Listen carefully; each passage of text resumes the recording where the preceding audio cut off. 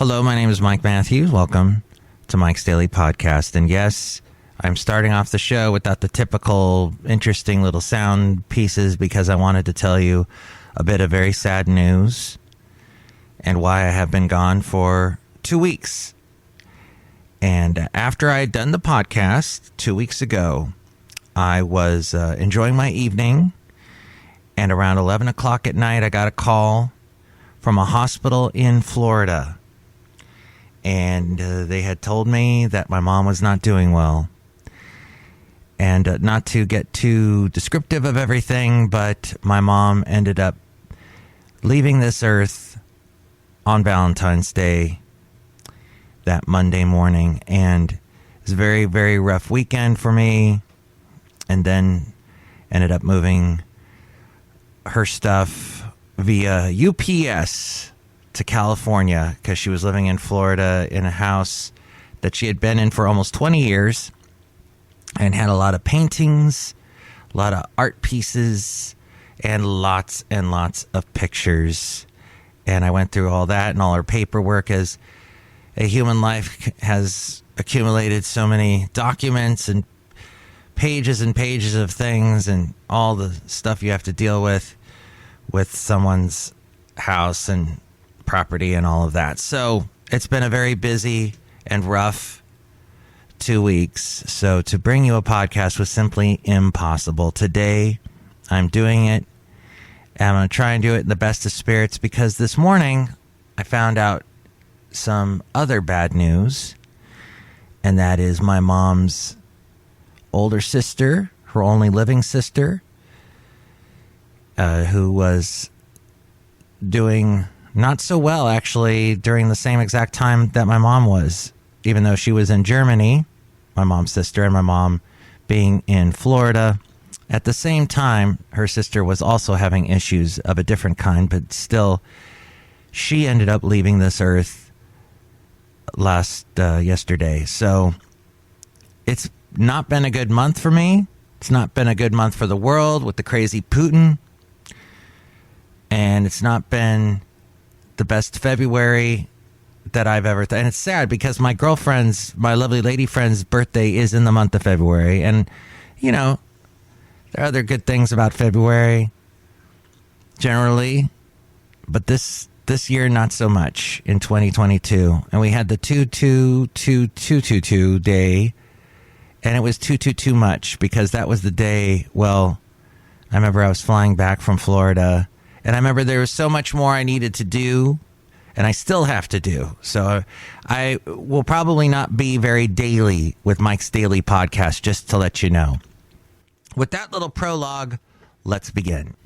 Cafe Anyway.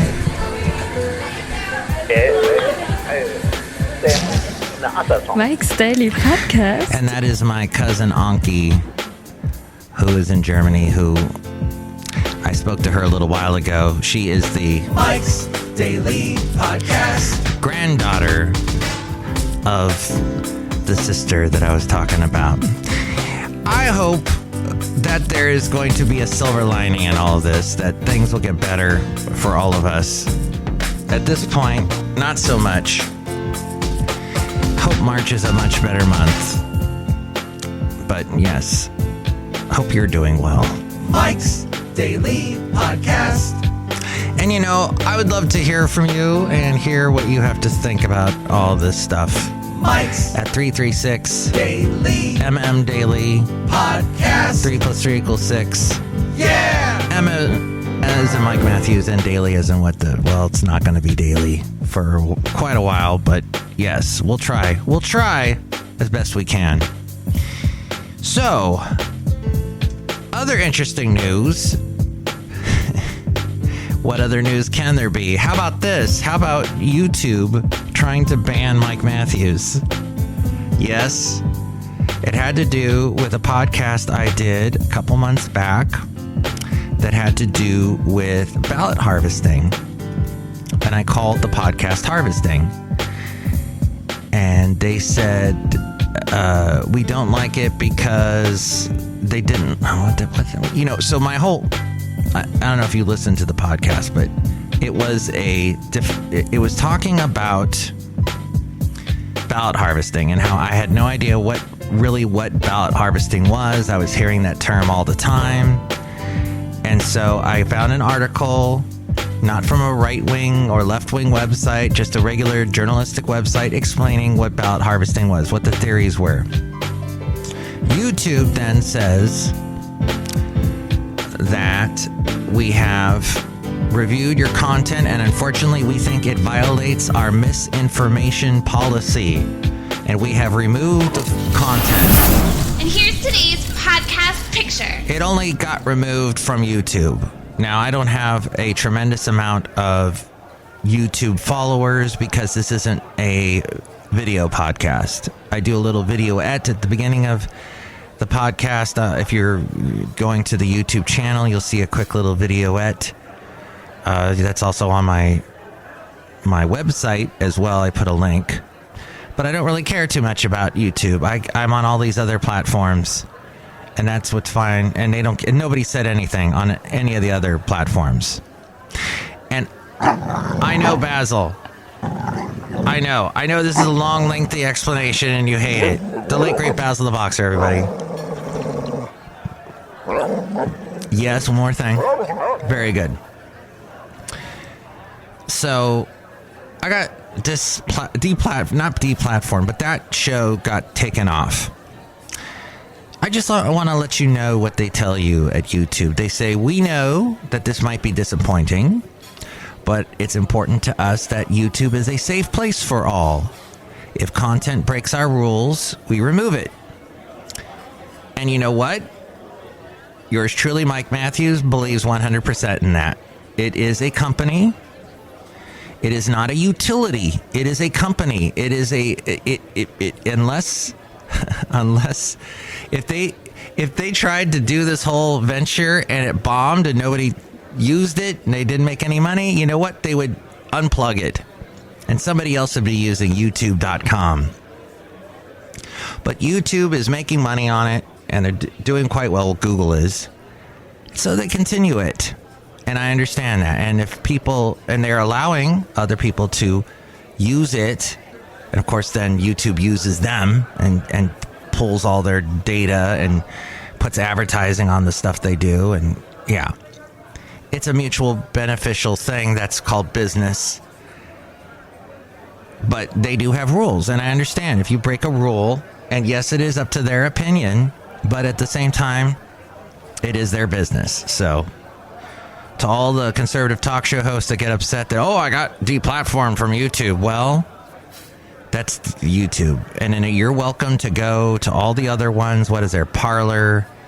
There's Rumble and a couple other things. So there's other places you can go. But, all right, so they said how your content violates the policy. Content that advances false claims that widespread fraud, errors, or glitches change the outcome of the U.S. 2020 presidential election is not allowed on YouTube. Now, yours truly does not believe that there were any errors or glitches or fraud in the 2020 presidential election. There have been elections before, and there have been elections since, and none of this has come up since.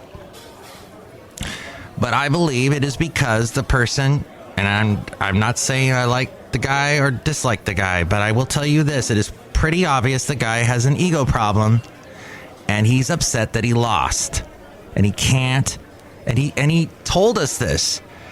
If you don't believe it, go back to everything he's ever lost, he's contested it.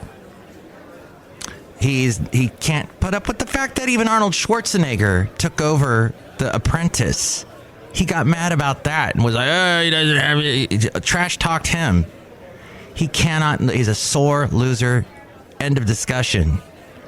And that's why he brought up all these theories, and then his followers have to prove it. And they go on YouTube and say ridiculous things. So YouTube has the right to take them off if they disagree. Now, is YouTube liberal? Is YouTube conservative? That doesn't matter. It's what YouTube believes. They run it. They misinterpreted my show 100%. And I wrote them back and I go, look, this was not what I was talking about. I was not saying that I believe in ballot harvesting. My podcast was about trying to figure out what ballot harvesting is. Why do we even discuss it? How would it even work? And they took it down. So I tried to explain, I tried to appeal, and this is what they said about my appeal.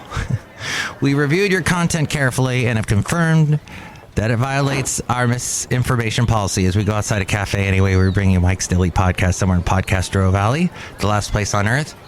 We know this is probably disappointing news, but it's our job to make sure that YouTube is a safe place for all. How this affects your channel. We won't be putting your content back up on YouTube. That is that one show called Harvesting. All the other shows are there as of this recording. If your appeal was for a warning, you will not be given another warning in the future. And if your appeal was for a strike, the strike will remain on your channel. I don't know what I got. A strike or a warning or whatever. All I know is I got a lot of emails about it, and I was in Florida, and I was dealing with all kinds of stuff, and I did not need that. So, that is that. Now, you might be someone who's very conservative and going, oh, Mike, that's how the liberal big tech world, that's how they deal with people, and you're now part of it.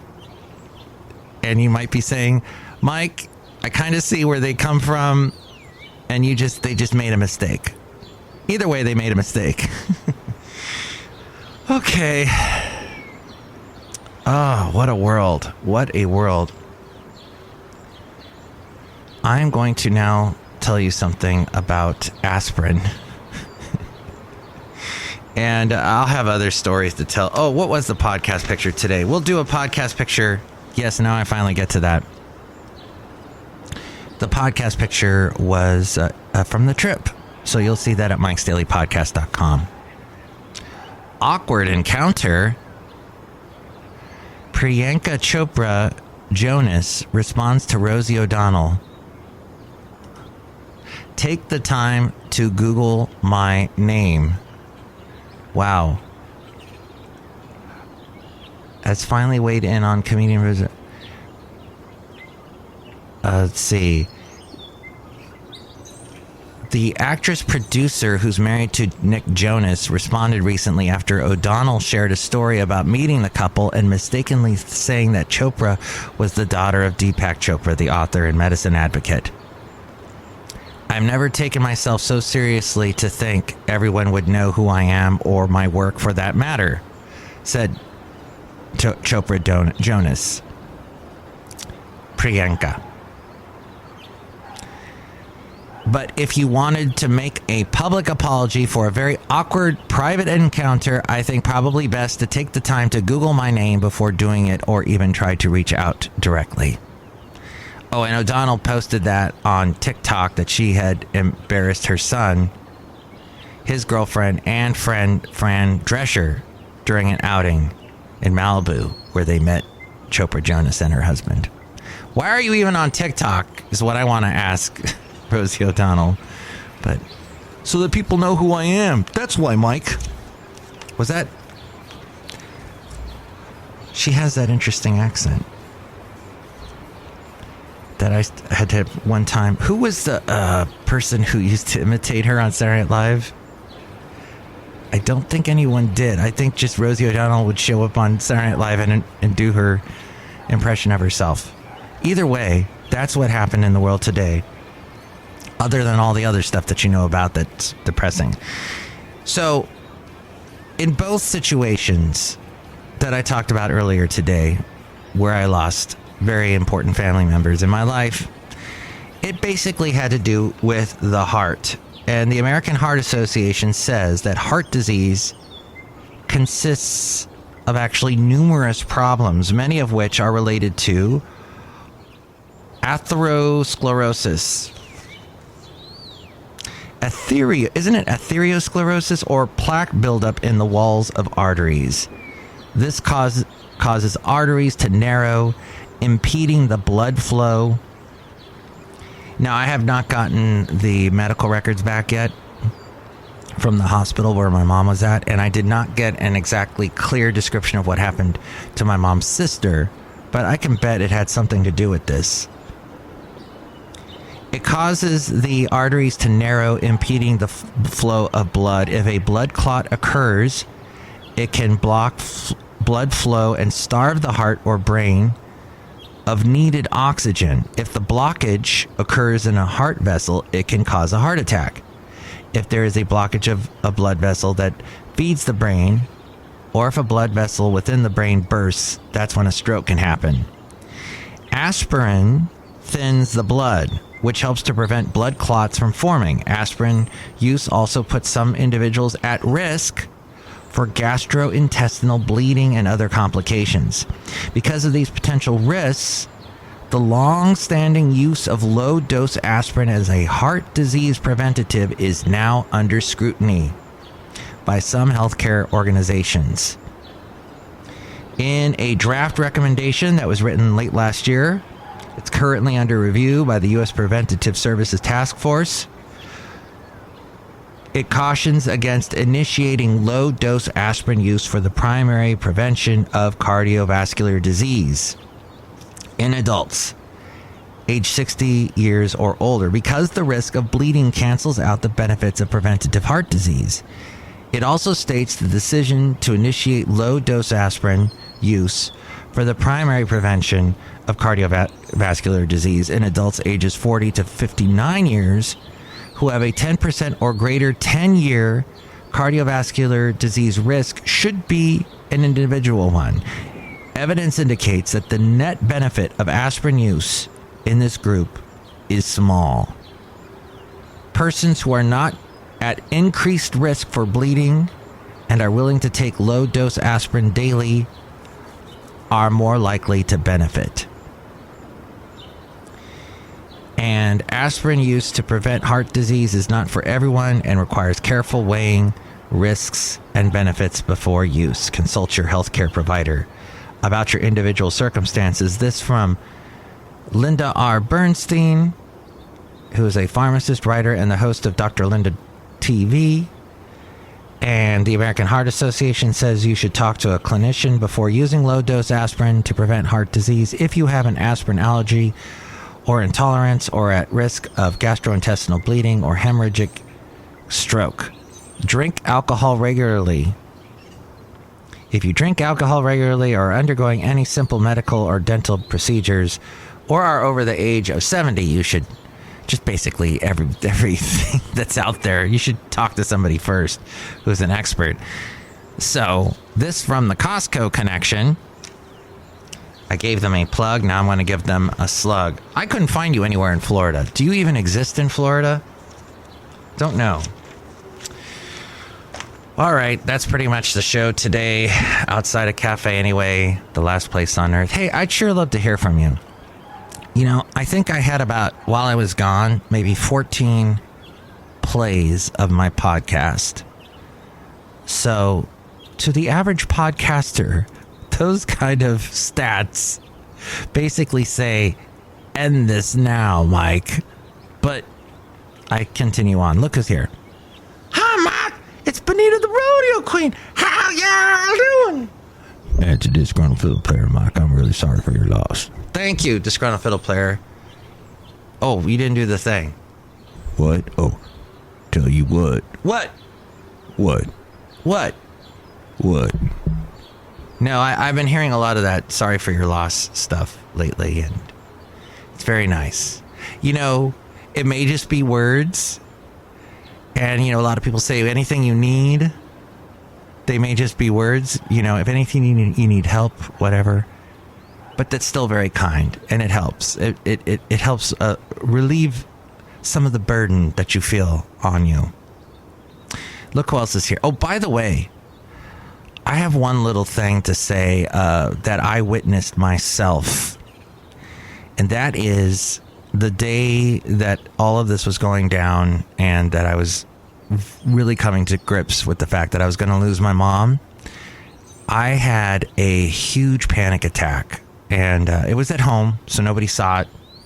but it was bad, and it felt almost like I was going to have a heart attack.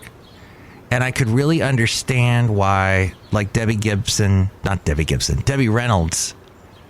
Debbie Gibson.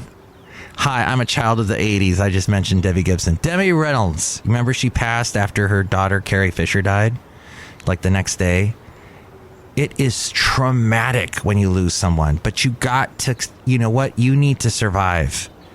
They may be gone, but you got to keep going. They would want you to keep going. You just got to stay calm. You know what they say about panic, just breathe into a paper bag is one of the most common things. And it helps. It really helps because you're getting some oxygen into your body and you just calm down. And it was typical. I know that's easier said than done. I was trying so hard to calm down and I could not. But you just got to believe that there's going to be some hope. And you start to see the hope. You start to see the glimmers of light. And you just got to let that wash over you and take it as it comes. Because I didn't think I'd ever see the light again. And I'm starting to see it, even though I still got a lot to do. But I'm way better than I was that Sunday, Monday. Wow. And Valentine's Day never was a favorite of my mom's. It's ironic that she left that day. I was thinking about that. Just, weird little things you think about. Like, wow, she passed on that day. And look, now her sister's gone. And just the weirdest connection. Why would they both get sick at the exact same time, even though they're thousands of miles apart? It's bizarre. All these questions, folks. Questions. That's what they are. And there may never be we may never know the answers. And that's fine. I'm okay with a little mystery in life. Look who else is here. Oh, Mike, I make delicious root beer. Have some right now. Oh, boy. Thank you. Oh. Delicious. You're not going to say the line about cutting me? No, because I'm sorry for your loss. Okay, very good. That's good, see? People are behaving, sort of, in this world. One last thing about my mom, who I love dear. I will always love her. I will miss her dearly. I was so close to her, even though we were miles apart.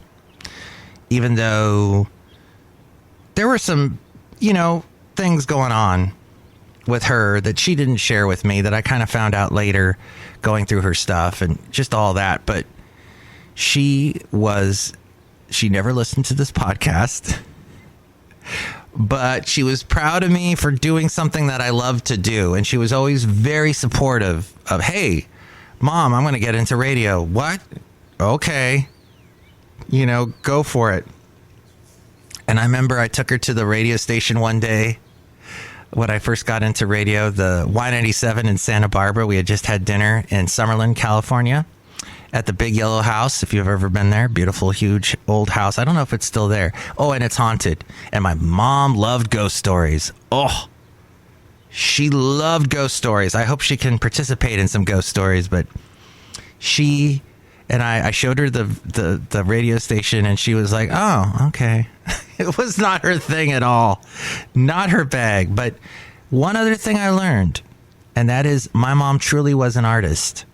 And I was trying to sum up, like, what was it that she did? What was her profession in life? And she was a bookkeeper. She was an accountant. She dealt with numbers. But she was also an artist, and she had a video store for well over a decade. And this was in the era of VHS in the 80s and pre-Netflix. And that was a little bit of her art. She actually painted some paintings. She knew a lot of artists. She was married to people, her two husbands, my dad and the second husband, both worked in the movie industry. So there was a lot of an artistic... Oh, she studied at the Sorbonne in France, in Paris. There was a lot of an artistic element to her. So she was an entrepreneur, and she was also very much an artist. And an interesting... You don't usually see those two talents combined. And I found that fascinating about her. So that and many, many other things. Next show, it will be the wonderful Madame Rootabega, Valentino, and Bison Bentley. Thank you so much for listening. Mike's Daily Podcast is written and produced and performed by Mike Matthews. His podcast is super easy to find. Download or listen to his show and read his blog at MikesDailyPodcast.com. Email Mike now at MikesDailyPodcast@gmail.com. See you tomorrow. Bye. That was episode 2385, 2385. Check out all the past podcasts and maybe even listen to YouTube if they're nice to me. You can go and do all that at my website, MikesDailyPodcast.com.